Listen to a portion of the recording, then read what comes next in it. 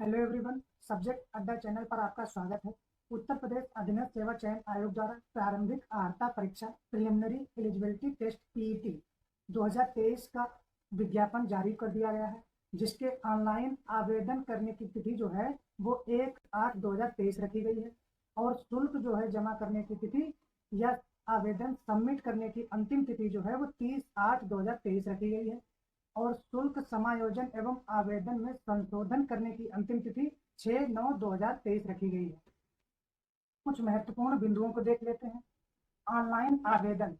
अभ्यर्थियों को सूचित किया जाता है कि प्रारंभिक अर्हता परीक्षा प्रिलिमिनरी एलिजिबिलिटी टेस्ट पीईटी 2023 हेतु आवेदन की वेबसाइट http://upsc.gov.in पर ऑनलाइन आवेदन किए जाने होंगे तथा कोई भी आवेदन ऑफलाइन स्वीकार नहीं किया जाएगा। कोई भी आवेदन जो है वो ऑफलाइन स्वीकार नहीं किया जाएगा, ऑनलाइन ही आपको आवेदन करना होगा। प्रारंभिक अर्हता परीक्षा की अनिवार्यता, ये कब तक प्रभावी होगा? प्रारंभिक अर्हता परीक्षा 2022 का परिणाम दिनांक 25/1/2023 को घोषित किया गया था, जो कि 1 वर्ष की अवधि के अर्थात दिनांक 24/1/2024 तक प्रभावी होगा। अतः आयोग द्वारा विभिन्न पदों के सापेक्ष चयन हेतु मुख्य परीक्षाओं के आयोजन हेतु जो विज्ञापन दिनांक 24/1/2024 तक निर्गत किए जाएंगे, उन परीक्षार्थियों में प्रतिभाग हेतु अभ्यर्थियों की शॉर्ट लिस्टिंग प्रारंभिक अर्हता परीक्षा 2022 के स्कोर के आधार पर ही की जाएगी।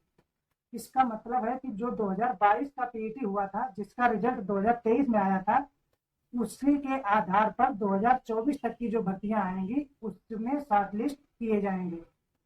आयोग द्वारा शैक्षिक अर्हता क्या निर्धारित की गई है?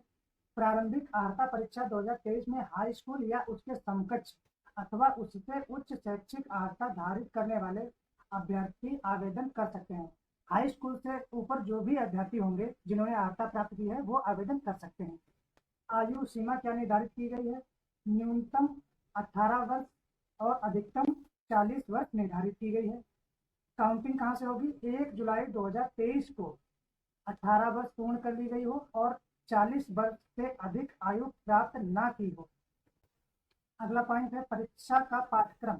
प्रारंभिक अर्हता परीक्षा 2023 की लिखित परीक्षा के कार्यक्रम के संबंध में यथावत वेबसाइट के माध्यम से पृथक से सूचित किया जाएगा और स्कोर की वैधता कितनी होगी? स्कोर की वैधता जो है परीक्षा परिणाम आयोग की वेबसाइट पर अपलोड किए जाने की तिथि से 1 वर्ष तक मान्य होगा। ये याद रखना है कि स्कोर की वैधता 1 वर्ष तक मान्य होगी, जिस दिन रिजल्ट आएगा उसके 1 वर्ष के बाद। आवेदन शुल्क को देख लेते हैं। ऑनलाइन आवेदन हेतु श्रेणीवार निर्धारित शुल्क निम्नवत है। सामान्य या अनारक्षित जिसे बोलते हैं उसका आवेदन शुल्क है 185 रुपए, जिसमें 25 रुपया ऑनलाइन प्रक्रिया का होगा और आवेदन शुल्क 160 रुपए है। अन्य पिछड़ा वर्ग यानी ओबीसी, जिसका आवेदन शुल्क 160 रुपए और ऑनलाइन प्रक्रिया शुल्क 25 रुपए, उसका भी 185 रुपए है।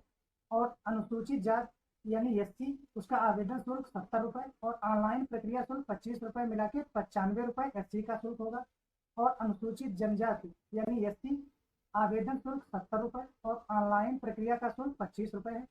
कुल मिलाकर 95 रुपए इनको भी देना होगा। और दिव्यांगजन, इनको ऑनलाइन प्रक्रिया शुल्क 25 रुपया, तो इनको 25 रुपए इनका शुल्क ऑनलाइन आवेदन का होगा। पीईटी का सिलेबस क्या है उसको भी देख लेते हैं। प्रश्नों की संख्या 100 होगी और जिसका पूर्णांक कितना होगा? 100 नंबर ही होगा। और टाइम कितना मिलेगा आपको? 2 घंटा सॉल्व करने के लिए मिलेगा। सबसे पहले देखते हैं भारतीय इतिहास, जिसके 5 क्वेश्चन यानी 5 अंक के होंगे, जिसमें क्या क्या चैप्टर दिए गए हैं? सिंधु घाटी की सभ्यता, वैदिक संस्कृत, बौद्ध धर्म, गौतम बुद्ध जीवनी एवं शिक्षाएं।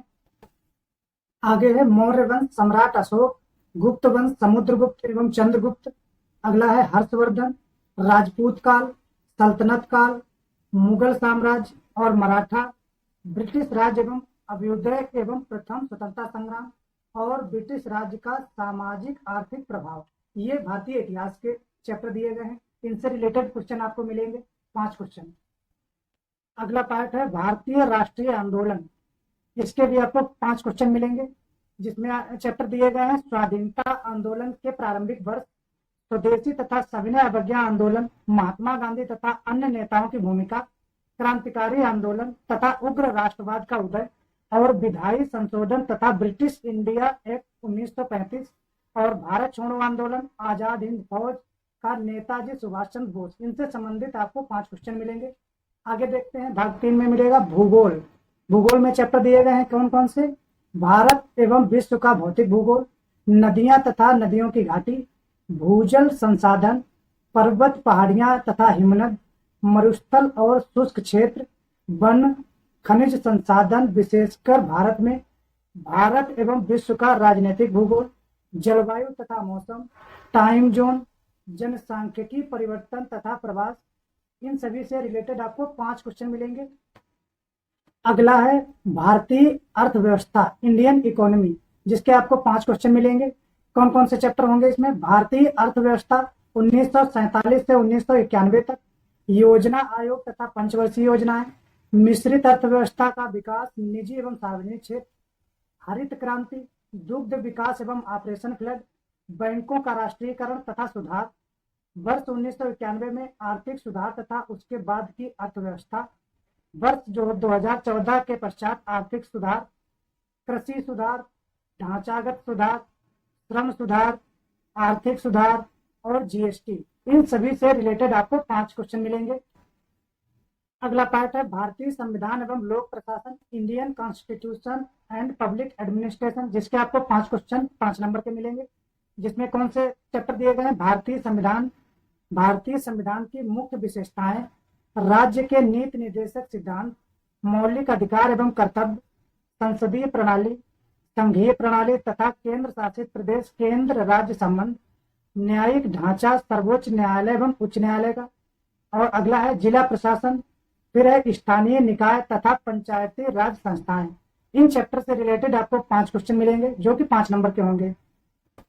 अगला है सामान्य विज्ञान, जिसके आपको 5 क्वेश्चन मिलेंगे, जिसमें से भौतिक और प्रारंभिक रसायन और प्रारंभिक जीव विज्ञान से संबंधित क्वेश्चन होंगे।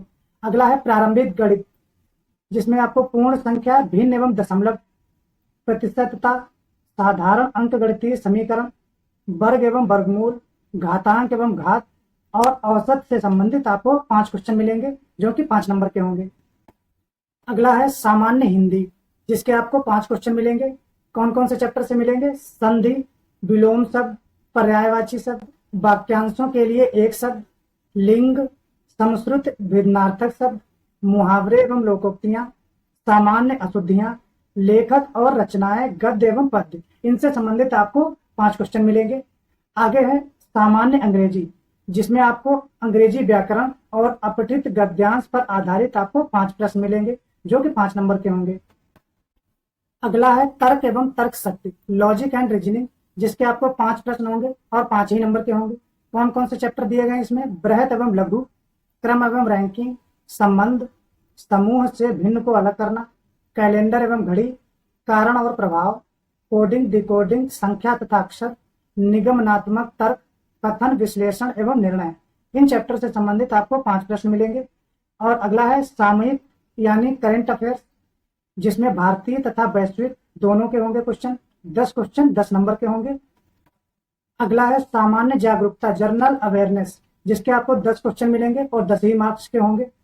जिसमें कौन कौन से चैप्टर होंगे? भारत के पड़ोसी देश, देश राजधानी एवं मुद्राएं, भारत के राज्य तथा केंद्र शासित प्रदेश, भारतीय संसद, राज्यसभा, लोकसभा और विधानसभा, विधान परिषद। अगला है राष्ट्रीय एवं अंतर्राष्ट्रीय दिवस, विश्व संगठन एवं उनके मुख्यालय, भारतीय पर्यटन स्थल, भारत की कला एवं संस्कृत, भारत तथा विश्व के खेल, भारतीय अनुसंधान संगठन, प्रसिद्ध पुस्तकें और लेखक, पुरस्कार एवं विजेता, जलवायु परिवर्तन एवं पर्यावरण। इनसे संबंधित आपको 10 प्रश्न मिलेंगे और 10 ही नंबर के होंगे। आगे देखते हैं अपठित हिंदी गद्यांश का विवेचन एवं विश्लेषण, 2 गद्यांश मिलेंगे जो कि 5-5 प्रश्न के होंगे और 10 नंबर के होंगे। आगे देखते हैं ग्राफ की व्याख्या एवं विश्लेषण, 2 ग्राफ दिए जाएंगे जिसमें आपको प्रत्येक 5 प्रश्न मिलेंगे और 10 नंबर के होंगे। और तालिका की व्याख्या एवं विश्लेषण, 2 तालिकाएं दी होंगी जिनमें 5-5 प्रश्न होंगे और ये भी 10 नंबर के होंगे। तो कुल मिलाकर डीआई जो है वो 20 नंबर की होगी और 10 नंबर का आपको हिंदी पैसेज होंगे। आगे देखते हैं क्या है कि प्रत्येक गलत उत्तर हेतु 1/4 अंक की कटौती की जाएगी। ये जरूर याद रखिएगा।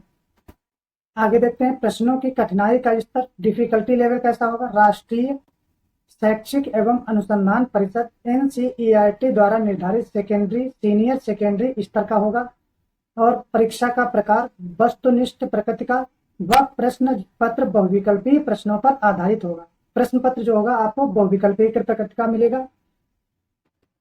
वीडियो अच्छा लगा हो लाइक करें और सब्सक्राइब भी कर लें, जिससे समय समय पर आपको वीडियो प्राप्त होता रहे। पूरा वीडियो देखने के लिए धन्यवाद।